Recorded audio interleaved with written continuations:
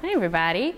So what I focus on, what I've worked on in the last 10 years is really in the digital space, various roles within that in the digital space, but spending a lot of time, as a lot of my friends would say, playing on Facebook, which I don't actually do most of the time, but it can look like that. What we're going to go through today is talking about some of the strategy pieces that sometimes get overlooked when you start working in a digital space and when you start building out presence on social media. It's a really big step that we don't always consider when we create things like a Facebook page or a Twitter account or different things like that. And the reason for that is that we look at that a lot of times from a pop culture or a personal perspective. So we're thinking about it posting like we're using a personal Facebook page. And it's not a big deal. We can create a Facebook page and no problem whatsoever. There's 13-year-olds who have it. So why is it a big deal for my business? And that's the very first thing that I always like in starting these sessions to talk about, is to completely throw that kind of out the window. You really need to understand that if you're going to start building a digital presence for your business, which can include things like a website, can include a social media presence, can include doing email marketing, you have to look at it from a business perspective, not from a personal one. And it's a very common thing that I see a lot of people run into, especially self-employed people or small businesses, is we think about it like we would running our own Facebook, our personal Facebook pages, and that's where we get frustrated with it when we don't see the business results.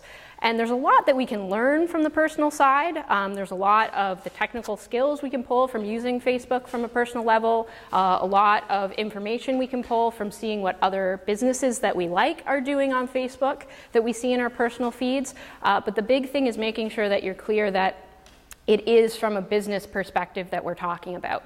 One big part of that, which is something in a word that I absolutely hate when it comes to social media, is the idea of going viral.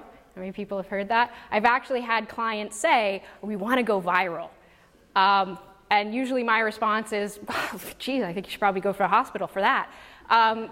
Going viral, yes, it does happen what we call organically, meaning you haven't put any time or money into it, and that's usually if it's an amazing story, if it's an amazing cause behind it, or if it's got a lot of celebrity behind it, then you will see things go viral and grow really fast in a short period of time.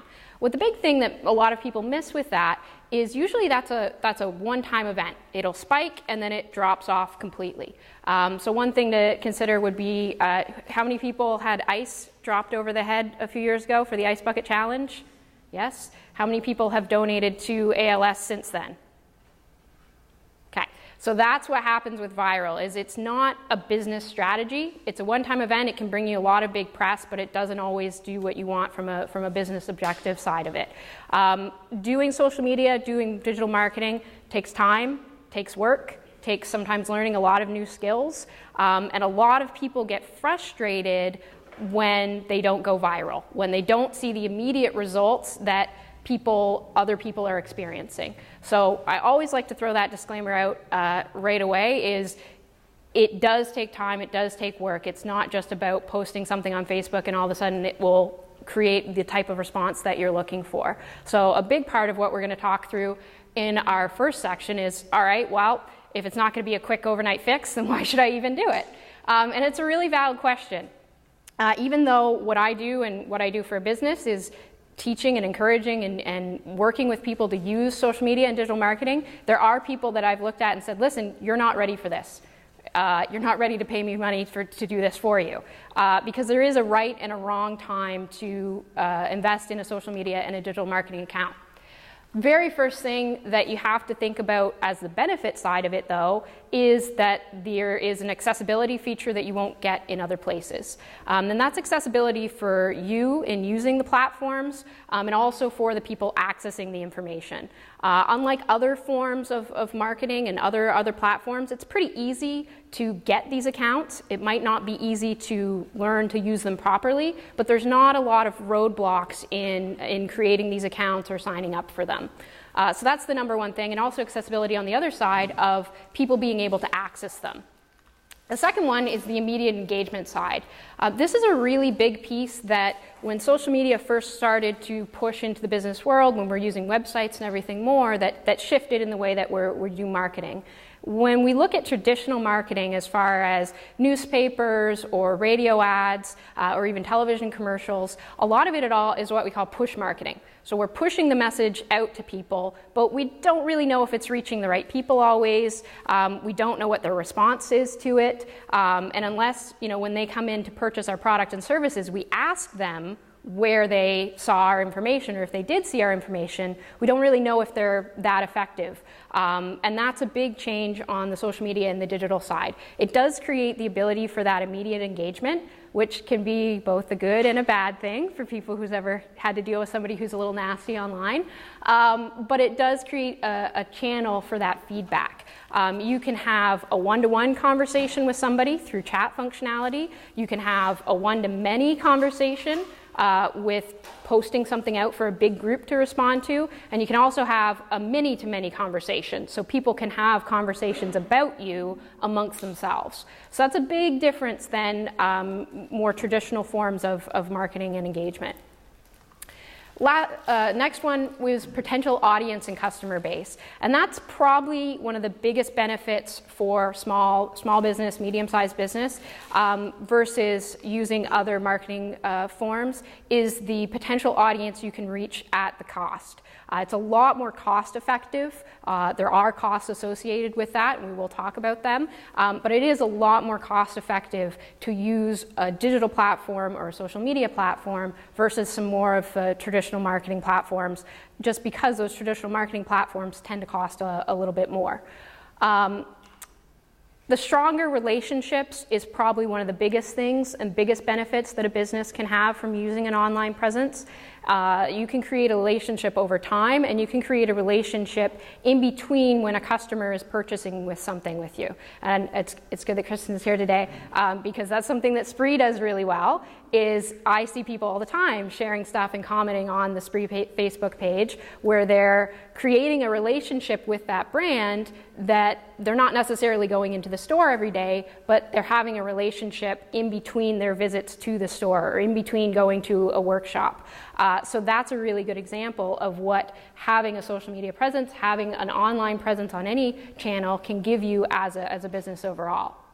So before I go any further, are there any big concerns when you're thinking about or when you're using your online presence, your website, Facebook accounts that have stopped you from using them or stopped you from using them more? Anybody brave? Mine's confidentiality. Confidentiality, yeah, especially in the healthcare industry, that is a huge one. Yep, and there are some more guidelines. If you do work in a healthcare, the financial industry, those tend to be two that are a little bit lagging behind, and it's mainly because the governing bodies of those have kind of gone, I don't really know what to do, so I'm not going to give you any guidelines. So it is a lot trickier to work in that space. For a lot of other people, probably confidentiality for clients as well, is you don't know always what you can share and what you can't, right? So you've got to judge that benefit if it's a benefit for potentially running into issues on that side. Any other issues that people have run into? Okay, great. So I'm going to show you just a little bit video to set you up as to some of the benefits. This is called Social Media Revolution. This guy, Eric Quellman, he started making these in about 2006, so he's been doing them for quite a while.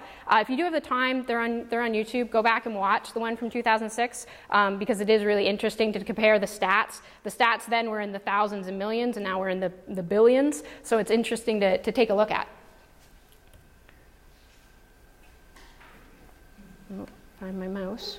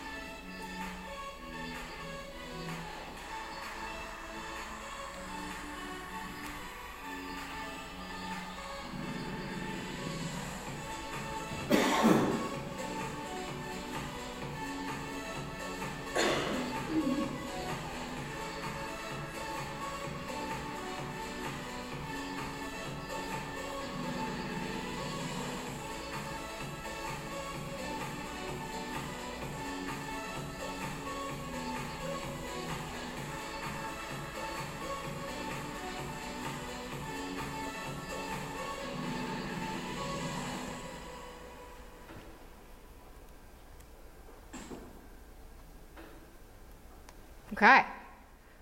Were there any stats there that jumped out at anybody in particular? Instagram. Yeah. Instagram is one that's been growing quite steadily, especially since Facebook purchased them, so they've put a lot more investment into it. One that I always like to call out is 88% of consumers trust an online review as much as they do a personal recommendation.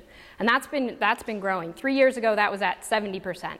So in the last 3 years, we've added almost 20% of being able to trust what we see online, which can be a good thing and a bad thing. But that is a huge thing when it comes to businesses, especially small businesses. And for people who are running businesses in a small community, we all know the impact of having a good reputation, because that is what drives people to your business versus somewhere else. So that's one of the ones that is probably the big determinant with people when they're getting into an online presence. Is there are some negatives, there are some time investments you need to consider, but that piece of being able to have those positive reviews accessible to a large group of people can be a big reason why you want to move towards that space of using social media or having a digital presence. Usually the next question that everyone says is, all right, great, I've decided I want to do something online. And then they pause and they go, they don't know what that is. A lot of people sometimes will do everything. So you'll go through and you'll go, okay, I got to create a Facebook account, I got to create a Twitter account, I've got to make an Instagram, I got to have Snapchat, I got to have a website, or I should probably also have a Yellow Pages presence. Okay. And then by the end of it, you've forgotten your password to the very first thing you created, and you don't know what you're doing with any of it. I call these platforms, and that's really what they are. A big thing to think about when you're thinking about where you want to be online is what platforms to use, and that could be a website, that could be an online store, that could be a social media account. Each of those is a different platform. And all it's enabling you to do is it's enabling you to reach people in different ways. The big thing, the big trick to it is finding out which platform is the right one for your business. You can have so many people in the world tell you, here is the absolute magic solution. You have to use Facebook, you have to post 5 times a day, you have to do videos, you have to do this, you have to do this. The real thing is that there is no magic solution. You have to do what's right for your particular business use case and for who you're trying to reach. So we're going to talk through kind of how to decide where you would actually go to pick which platforms. So very first thing is questions to ask yourself is, what is your business use case? This is one that I've found over time that when I've worked with people who have been active for even many years on social media, they don't have an answer to this because they've never taken the time to stop and think about it. So business use case, some of us create them when we create our marketing plans or our business plans, but it's really key when you're choosing what platforms to use in an online space because it will impact which ones you choose. So as simple as brand awareness, which is just raising brand awareness, letting people know that you have a business, letting people know you're offering a new service, a new product, things like that. That can be done with a website, right? You don't necessarily have to have a social media account for that. If you're not ready to push out information, you're not ready to build and invest the time into building a community around your brand, that might just be as simple as creating a website or creating a Facebook page that only posts once a week. Lead generation, that one's a little bit different because that's about creating connections so that you can get potential sales. That one you're going to need a way of collecting contact information. So just having a website with a page where they collect contact information might not be enough because how are people aware that they can give you your information? So you might want to look at something like email marketing for that, where you're gathering emails to send out information and build a relationship that's specific to sales. Other ones would be things like online sales. You might want to have, instead of just a website, an online store through something like Shopify or Etsy. eBay store would be, they still exist, they're still there. But that would be a similar association to it. Selling things on Amazon would be a more modern example of that. Customer service, if you're looking for something, if customer service is a main business use case, you need a chat functionality. Because at some point, thinking about confidentiality, you may need to take it to a private conversation, and how are you going to do that? Community growth, So growing the community around you, that one's a really big one for nonprofits. Does the platform you're using allow you to grow different connections to a bigger community? Big difference here would be maybe you don't need a Facebook page, maybe you need a Facebook group where people can engage as a community because you're more about the many-to-many conversations versus the one-to-many conversations. Or competitor analysis. So this is, you see somebody who's doing a competing product or service, and you need to make sure your voice is out there just as strong as theirs. So it might be working on the same platforms as them so that you're in that conversation. Or industry analysis, which is somebody's talking about your industry overall, the product and services you offer, and you want to be part of that conversation. Again, you need to know where that conversation takes part. So a big part of setting up and getting started on social media is deciding what are you actually trying to do. And if you're looking at this right now and you say, I don't really know what I'm trying to do, then it's probably not the right time to start building accounts until you know the answer to that question. I do caution people is don't spend too much time analyzing and being frustrated over the particular business use case, because it's completely okay to say, you know what, we're going to start with brand awareness, and then 6 months or a year from now say, okay, that was great, but what we're actually trying to do is customer service. So we need to make sure that what we're using also fits that business use case. That's completely okay. But what it does by picking one of these to start with, or picking two to start with, is it gives you a focus, and it gives you an objective. And it makes it so that when you're getting frustrated with not seeing the results, you can look back and say, okay, am I not seeing the results, or am I not actually looking at what my original objective is?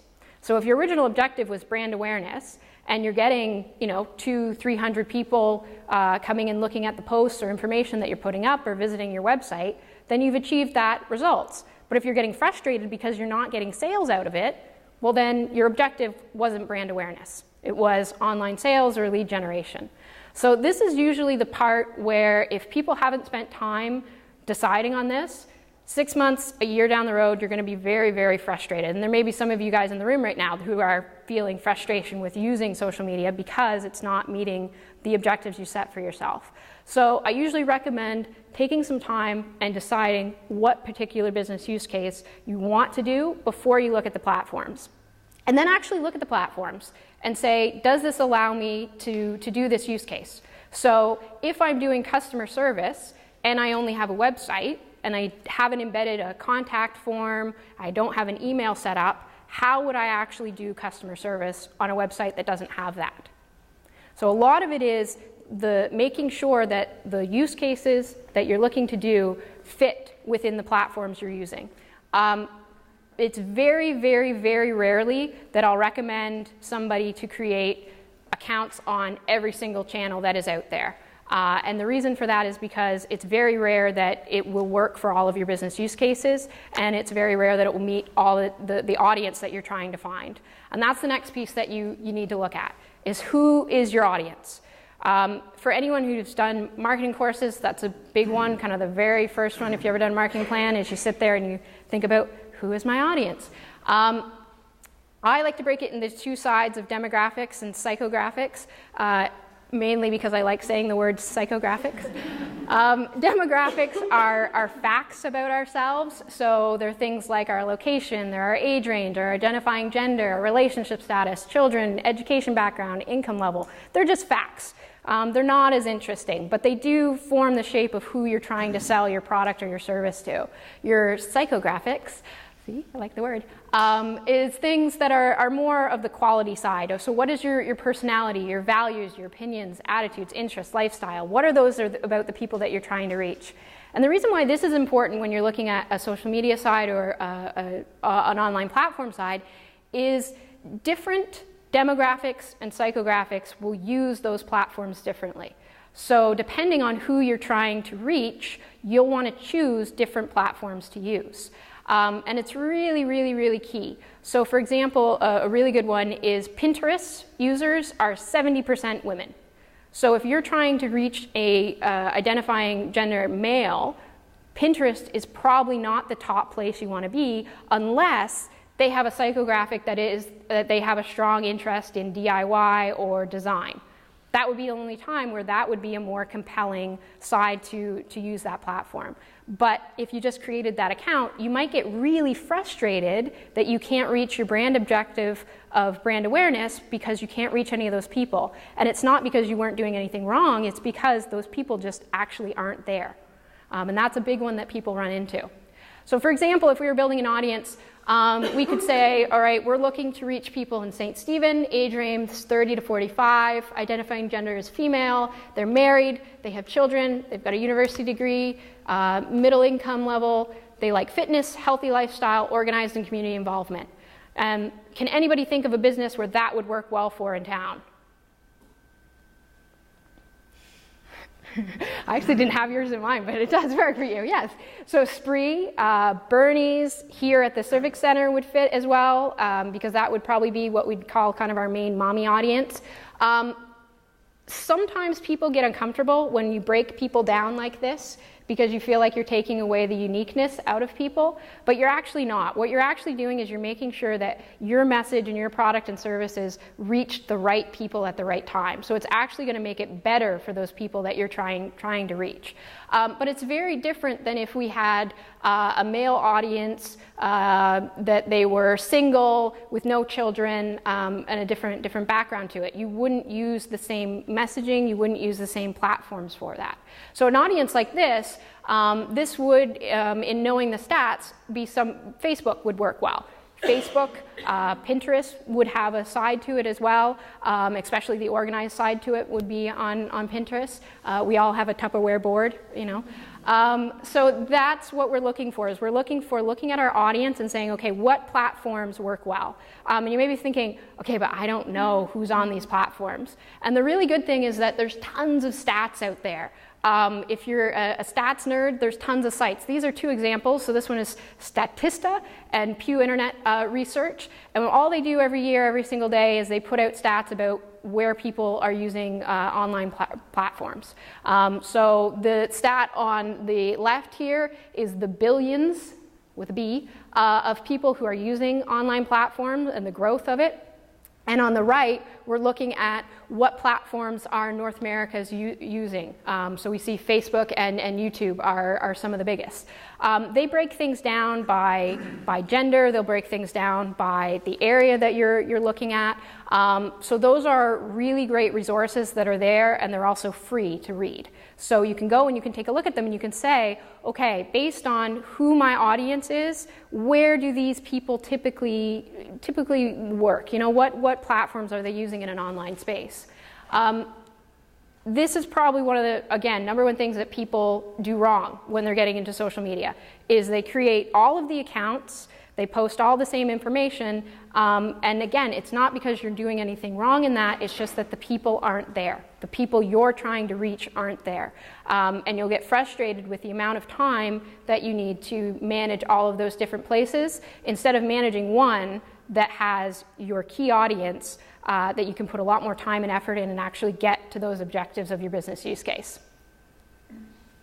When all else fails, in New Brunswick and specifically in our area, Facebook would be the one to go with. Facebook is still the top globally as far as English speaking for social media platforms. So when all else fails, you can't really go wrong with Facebook. So the last one of deciding is, what's your investment to use the platform? And this is one that sometimes gets overlooked, and again, it's because it ties into that idea of we use social media from a personal perspective, is we think it's free. Why wouldn't I do it? It's free. But if you're self-employed or you're running a small business, the big thing is that it's not free, because your time isn't free. So if you have to spend 2 hours a day creating a Facebook post to get the results that you're looking for, then that's 2 hours of your time that you could be putting somewhere else in your business. It's really, really important to track that time and to be honest with yourself from the start. So you need to actually look at how much time of yours are you going to invest? How much of time of yours do you have to invest? What are some of the training costs that might be associated with that? So whether you come to a session like this in person, whether you hire somebody to do one-on-one training, whether you do online training, there's some great online trainings available, but what are the costs to that to get you the skills that you need? Do you have to hire a professional assistant? So do you need to hire somebody else to come in and manage those accounts for you? What are the costs associated with that? Are you going to have to hire somebody new to handle this? So are you at a point where, listen, you don't have any more hours in the day, you're going to have to bring somebody on in order to do this for you? What would be the costs associated with that? And then the other side is cost for creation. We're not all writers, we're not all photographers, we're not all videographers. So if you don't have one of those skills or any of those skills, then what is the cost associated with creating those materials? So are you going to have to pay somebody to write your post for you or edit your post for you? Are you going to have to pay a photographer to come in and get some great pictures for you? Are you going to pay a videographer to come in and grab some videos for you that you can use? What are the costs associated for that? So it might be free to create the Facebook account, the Instagram account, whatever it is, but it's not free when you're actually up and running it. And you have to be, from a business perspective, very, very honest with that. Somebody mentioned Instagram, and that's a perfect example. So Instagram uses mainly images and videos, and it does it from a mobile platform, meaning you're uploading from a mobile platform. So you have to be comfortable in using a smartphone, and you have to be comfortable in taking pictures and videos. If that's something that you know you don't have the skills for, and you don't have the time to invest to learn it within what your current constraints, but you know your audience is there, you've got to make a really big decision of, do I make that investment for that training in order to reach the audience, or do I have to pick my second choice in platform?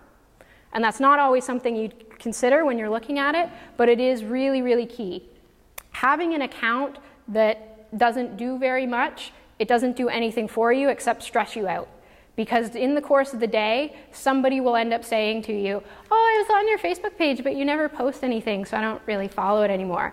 All of a sudden, you're internalizing all of that, right? You're feeling stressed, you're thinking, oh, I'm doing something wrong, oh man, like I've got to do something. You're thinking all day about that, and then it becomes a very, very stressful thing. A lot of times when I start working with small businesses, our very first session is more like a therapy session, where they tell me about all the stress and late nights of writing Facebook posts, which is never something that you would think would happen, but it does, because we put so much stress on ourselves because everybody can see that information. So before you even start, or as you're reevaluating that, you need to take a look at that and make a decision based on what's going to work for you and what's going to work for your business. And if it's not going to work for you or your business, don't do it. That's the end of it. Even if everybody in the world is saying, no, you have to have a Facebook page, you have to have a Facebook page, you have to have a Facebook page. If it's not going to work for you, then it's not going to help your business. So why would you do that? Okay? So we've gotten through all that. We found our platforms. Maybe we're starting on Facebook or Instagram. But how do we actually get started from a practical side? And how do we actually find that value for our business to make sure we made the right choices for it? So the very first thing is, I used to say Google yourself, but because platforms you can search on social media, is actually go out and search yourself. It's a very interesting exercise. If you've never, how many people have not Googled themselves? Yeah. A couple of years ago, I used to ask the question the other way, how many people have Googled themselves? And it's just funner this way. We've all done it. It's like, you know, when you get the number one thing when you get a new phone book, what's the thing that everybody does? You look for your own name. I always look and see, oh, Rick's name's right there. Yeah.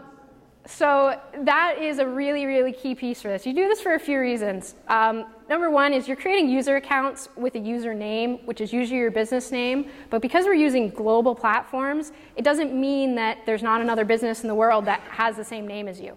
So you've got to find out, are you going to be competing against somebody?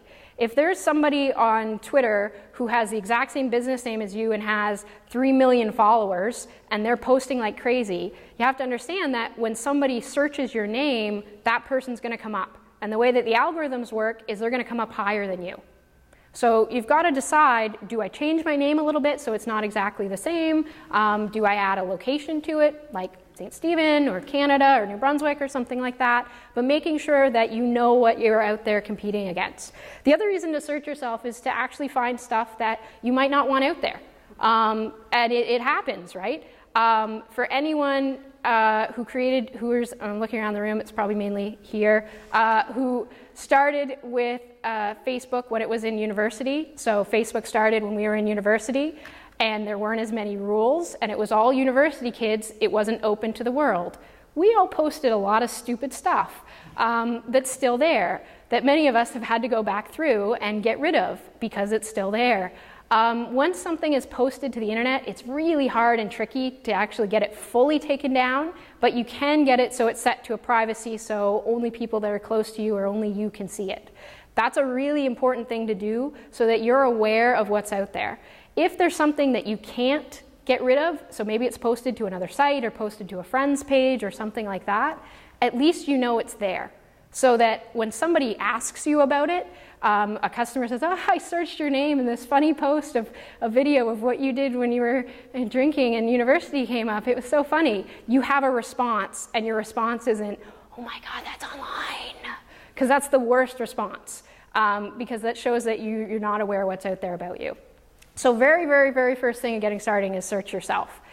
Search yourself, search your business, and search any major employees, so people who are going to be very much in front of your customers. And that's so you're aware of what is out there about your employees. The guidelines around that, you have to be careful, obviously, because it's their own social accounts, but you can definitely speak to them about it and say, hey, if you're going to post for us or you're going to represent our brand, we just want to know that you can't post these types of things going forward on behalf of us. You can add disclaimers, you can make it clear that it's not connected to your company overall. Next one, gather your information. This is a really big frustration point that people run into, and one that continues kind of even after you have social media accounts created. A lot of people have empty bios or have bios that get cut off because they're too long. Because you get frustrated when you're creating the account, the social media platforms, they try and make it seem, and they do a decent job, it's quick, it's easy, you can do it in 5 minutes, just create it, away you go. But you get frustrated because then you feel like the stupid person who can't do it in 5 minutes and you think everybody else can. Nobody can. They just make it seem that way. It's really good marketing. Gather everything ahead of time. Write yourself a bio, usually about 120 characters. So letters and spaces is where you want to aim to have a good short bio that's going to work across different platforms. Gather all of your images that you might use on the platform. So those might be pictures of the front of your business, pictures of your products and service, pictures of your staff, all those different types of things. Your logos, so you want a good high quality logo, and usually the format you're looking for, everybody's switching to the circle now, but if you make a square that has the logo centered about 400 by 400, that's going to work on pretty much all your platforms. But you want to have that good quality logo because it shows everywhere. Your brand colors, so if you've ever worked with a graphic designer who created your logos, ask them for the brand colors. You'll either get RGB codes, which looks like big numbers and decimal points, or a hex code, which is 6 numbers and letters in a little code. You can use those on different platforms to set different colors. But if you don't have them, then everything looks a little bit off. So get those from whoever you're working with. There's also free tools if you had a graphic designer but you have no idea who they were, that you can find out what those colors are. And the last one that's good to have is the fonts. So if you've had a website some people have had a website 5-10 years, but they don't know what the font was that they were using, maybe use a font in some of the print materials that you've done. Make sure you get those fonts. And it'll make it a lot easier when you're trying to create content if you have a little package. Putting all this together and making what we kind of call a branding pack is a really great thing to do. That way, when you do work with a marketing professional, if you ever have to bring somebody in, you can just say, great, here's our branding package. What it will actually do is if I have to go through and build all of this for a customer, that's usually about 2 to 3 hours, depending on how much searching I have to do, of my time I have to charge them to build that for them. So you can save yourself some money if you get organized and have that branding package. Also people, when you're doing advertisements, if you ever work with advertisers, that will help them as well. So if you were working with the courier, you could send them your fonts and your colors and your information, and they'll love you. They can also, if you've worked with them before, help you to identify some of those.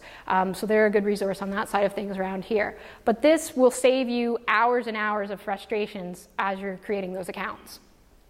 Next one, and this one is a really big secret that most people don't know, which is create a content calendar. How many people have heard of a content calendar before? Good, good. So a content calendar is where you're actually writing down everything that you're going to do if you're using a social media platform, if you're writing updates to a website or to a blog, you're actually putting down in words what you're doing and the posts themselves. It's how all major large businesses manage their social media accounts. I can say in working at Radiant 6 and Salesforce, which we had a team at one time for a social media team of 20 people just doing our social media. We would have 3 months of content planned out in advance, and we'd know the rest of the year what was going to be there. It just wasn't written yet. We'd never really do anything the day of because you just don't have enough time in the course of the day. Set aside an hour every week and just figure out what it is that you're going to post on social media. A really big thing I always hear from people is like, oh, how much should I post though? Because I see people posting every day. I see people who are posting every hour. And honestly, the real choice is what's working best for your business and your objectives. So if you know that you can, within your schedule, manage to post once a day, great, post once a day. If you know that posting once a week is going to be a struggle for you, post once a week. The more important thing is the consistency side to it versus the frequency of it, because it's about building your reputation on whatever channel you're using versus just pushing out too much information for you to handle. So a trick to this is thinking of 4 things that you want to say. That might be, if you're doing a business objective like brand awareness, it might be what your business does, what the product and services are that you offer, where your business is located, and what your business hours are. There's 4 things. And then you think of 5 different ways to say that. So if you're thinking about what your business is or what it does, you might do a picture of your business with a little explanation. The next post for that might be a 30-second video of you standing there and saying, this is what we do. The next one for that might be an article that talks about either your business or a business in the same industry as you. So you're saying the same thing, but you're doing it in different ways, and the content to the end user, the people that are looking at it, looks very different. The trick to that is that it typically takes 3 to 5 times of us as humans hearing or seeing something to actually absorb it and take an action. So we might see a post, and we might go, oh, I didn't know they were open on the weekends. That's cool. And we might see it the next week and say, oh yeah, I forgot they're open on the weekends. And it might not be until the 3rd or 4th time that we see it that we go, oh well, yeah, it is Saturday, I can go there, they're open on the weekends, that we actually take that action of going somewhere. So we're not instant people. That's not how content works. That's why when you book a radio ad, how many people have booked a radio ad before? A few? They'll tell you, we should run this 3 to 5 times a day. The reason for that is not, yes, because you want to hit people at different times in the day, but it's mainly so that people hear it again and again, so it kind of makes you take that action. So 4 things, 5 different ways to say it. Then what you end up with is 20 posts.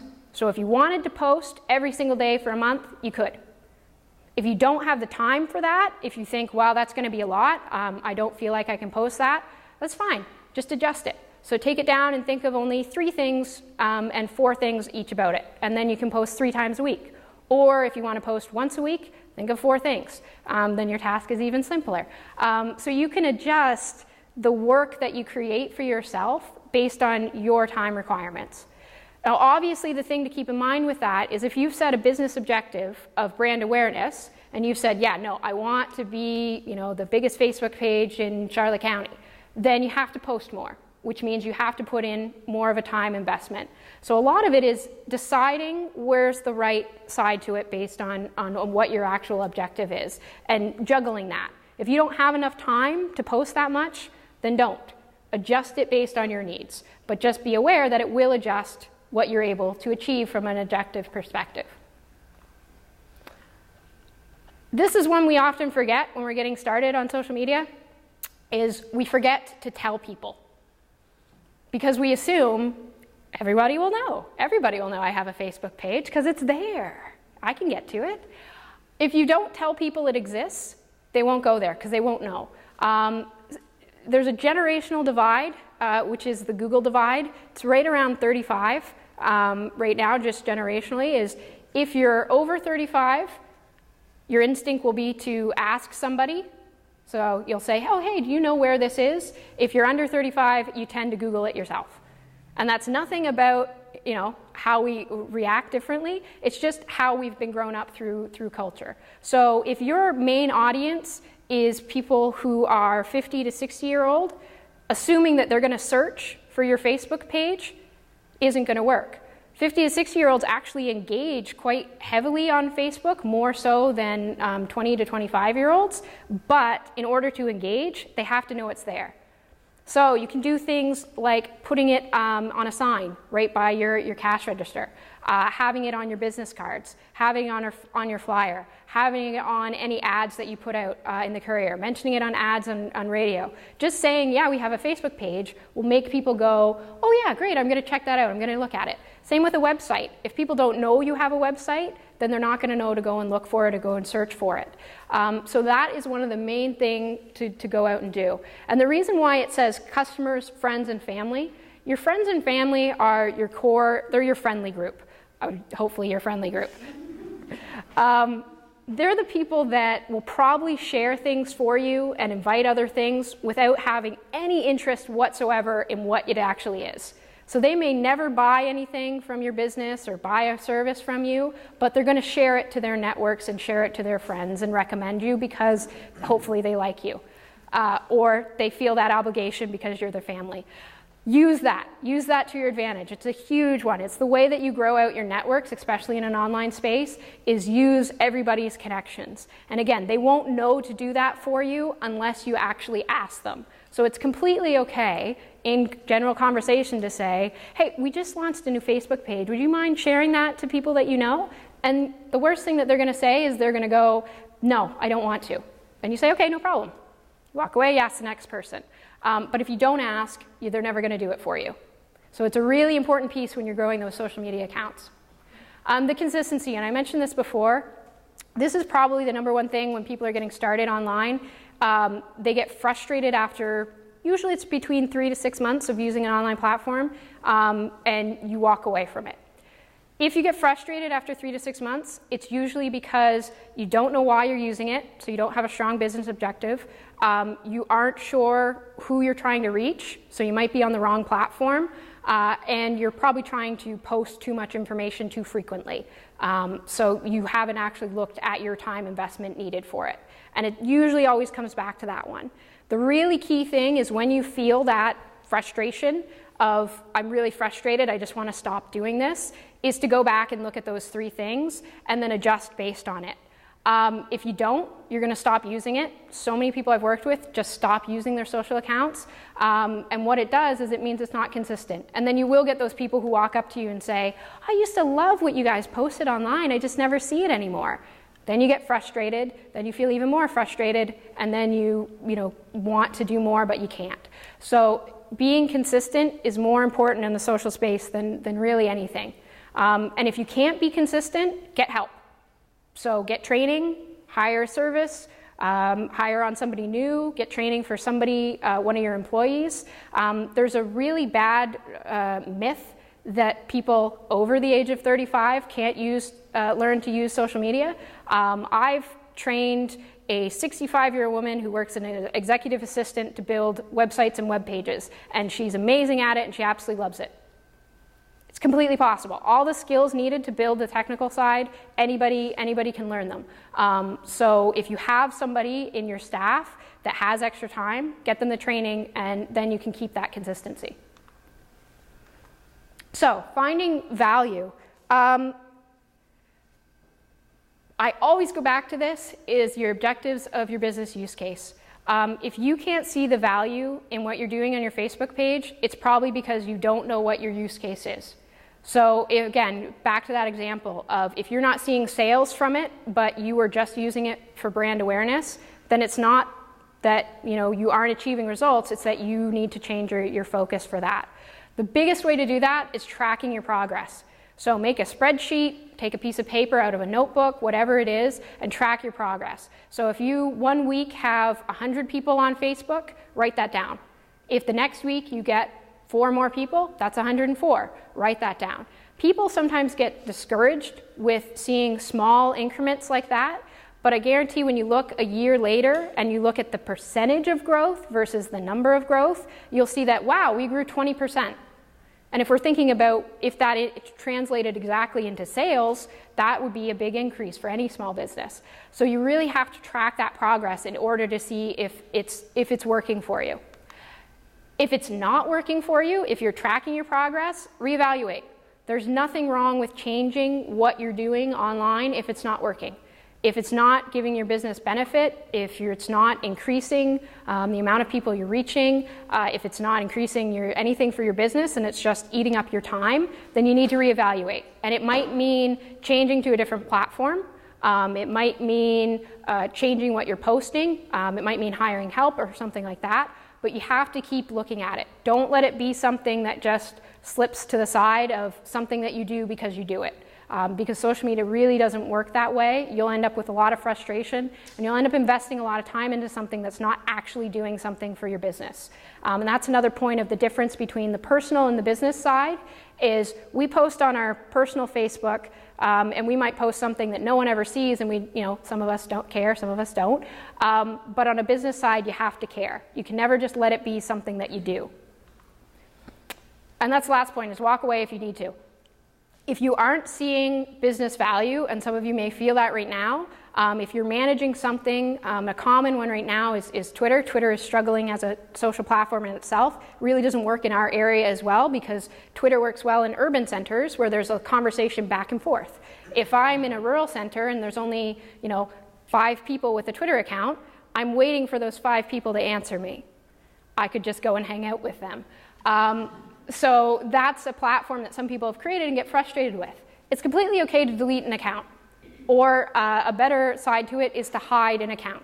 So to make it so it's not visible anymore. And maybe a year from now you'll go back to it. Maybe a year from now it'll fit your business objectives. But that is a completely okay and valid choice to make. And it's sometimes the better one to make instead of getting frustrated with it. So the last section, I think we have about 5 minutes, yeah? Some things that will help, since we all get frustrated, and these are ones that I find people get frustrated the most. The design side. So making images, making graphics, you see really nice ones on other people's sites, but how do you do them yourself? This one's a free tool. There's also a paid side to it. It's called Canva. It's a graphic design tool. It's very simple to use. You can all you need is an email to create an account. What they have are templates. So you can choose a template for Easter. Use that because it just happened, and change the name and colors around it, and all of a sudden you've got a really nice post, an image that you download, and away you go. Tools like that, and there's other competing ones out there. This one's a very simple, easy one to use. If you do invest in the work side, which has a few more features, you can do a few more things, it's $10 a month for the work side. So it's a low income side. If you're not a graphic designer, that's a really great option. Next one, if you're doing video, WeVideo. So WeVideo is one that works. You can use it on a web browser. You can use it on your phones as well. It has editing capabilities. It can do things like transitions, which are where things fade in and out when you're doing a video, so that you can put video clips together. And it's free up to a certain amount. So you can use that and create small, short videos that look more professional, that aren't shaking like crazy everywhere, and have sometimes your name at the end, different things like that, and add a low or no cost option to yourself. This one's also really easy to use. It's one that I know some schools are using with kids who are interested in creating videos in the States, so that's a really good one. For content, we all know spell checker. This is another one that has a free and a paid option. It's called Grammarly. It's like spell checker, the super version. It's looking for grammar, so it not only looks for spelling mistakes, but it looks for grammar mistakes, and it also looks for tone mistakes. So if you're talking in a passive voice instead of an active voice, it'll call that out. If you have a really super long sentence, it'll call that out and say, hey, you may want to adjust this, break it into 2 sentences. This one, if you use Chrome as your browser, you can install it so that if you're using like Gmail, it will actually edit your emails for you, so you never misspell anything or make grammar mistakes again. That's a really amazing one. Also, if you have kids who are in university, it's a good one for that too. On the content side, this one is one that people get really scared of. They say, I'm not a writer. And that's fine. The biggest thing is keeping it simple and using tools like this, because that's the difference. If you read a post and it's just 1 sentence, it's not a big deal.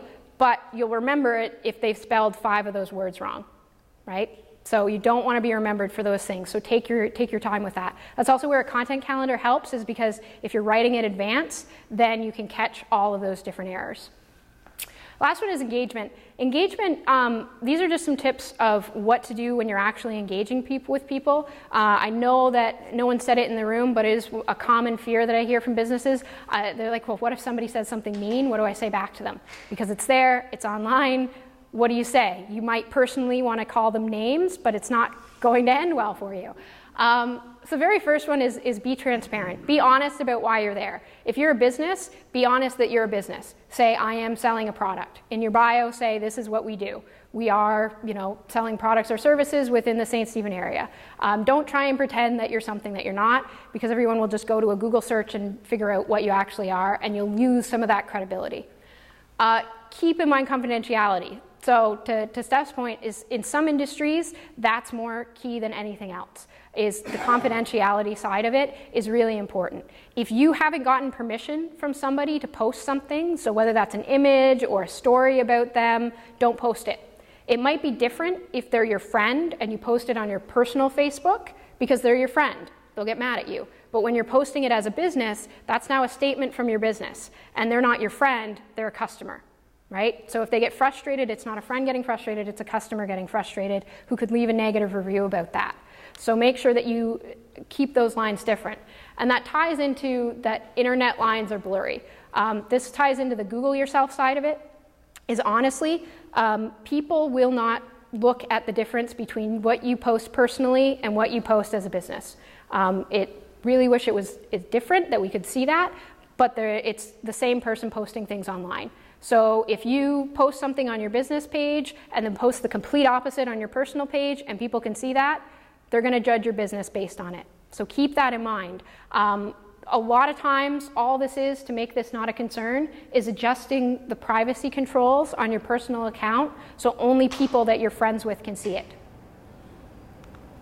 Correct mistakes. So if you make a mistake, don't delete it. As we've seen with our lovely president to the south, deleting tweets and then them being screenshotted and put up online years later. Nothing dies on the internet. It's always there. It's always saved. So it's better to actually correct the misinformation than delete it and try and pretend it never happened. There are services. I worked for one called Radiant 6. It's been saving stuff since 2008. Everything that matches keywords that were posted to social media sites. So it's there. Somebody has it. Don't think they don't. Talk about what you know. This will help you avoid the mistakes. Is don't try and pretend. I don't know what it is about the internet, but we all think that suddenly we know everything because we read a Wikipedia article. Don't think that you know everything. The Wikipedia article could be wrong. You could be wrong. Accept that you need to talk about what you know and let other people talk about what they know. It will actually give you a lot more authenticity and a lot more trust if you're talking about specifically what you know and saying, you know what, I don't know the answer to that. Maybe somebody else does. The good thing with that is if you say, I don't know the answer to that, somebody may come up and say, oh, I do, which is where you can do the next two, which is giving credit and asking questions. Asking questions is a great way to build a social media community because then instead of you talking out to many people, the many people will talk to each other. And hopefully you can then give credit and say, well, thank you very much for that. That's great information from our customer over here. It's a little bit of an ego boost for them as well, so it may give them some benefit to that. Be respectful. These next two go together, taking the high road and be respectful. This is really hard online for people to do. We've all seen, you know, if you ever want a good laugh, is look at the CBC comments. I mean, that's really all you can do.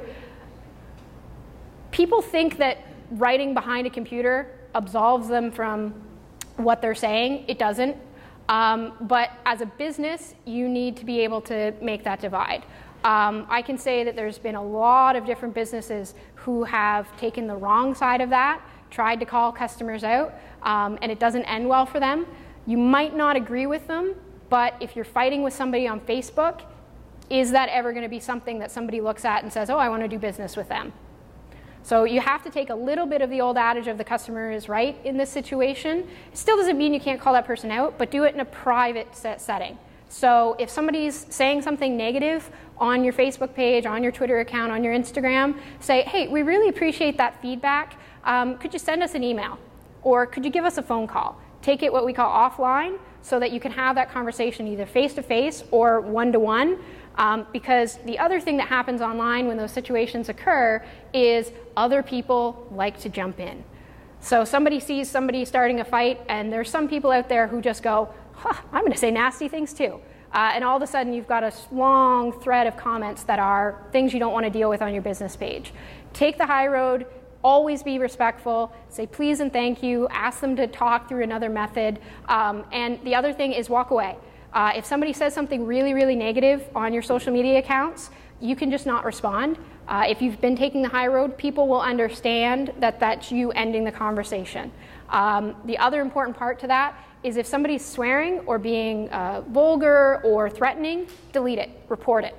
Every single platform, and this is becoming something that's becoming more in the news lately, every single platform has an ability to report comments like that. They all have what they call community guidelines. If somebody's breaking them, report the account. What will end up happening is that person gets shut down and they can't use the social media account anymore.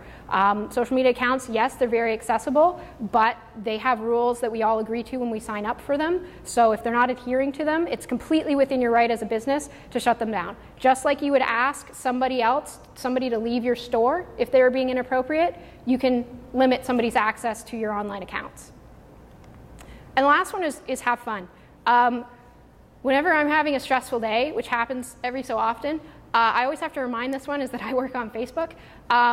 It is Facebook, it is social media, and yes, we're using it for a business purpose, but if you're not having fun with it and you're not focusing on the connections that you're building with people, it will always feel extra stressful. So find a way to have fun with it.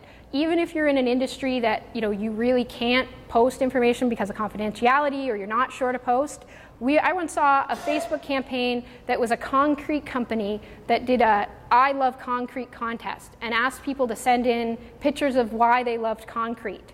And all of these construction workers were sending in pictures of them like pointing at concrete, standing on big concrete beams and being like, we love concrete. Completely ridiculous. But it worked for them, and they did really well with that. Everybody has something like that you can do with your business. It's just finding that fun within it. And if you're not having fun, find somebody else in your business who's willing to do that. There's always going to be somebody who wants to have fun with that. Okay. So I know we're at our time now, but I have time to stick around if anybody has questions or wants to stay and have questions. Stunned silence. Yes.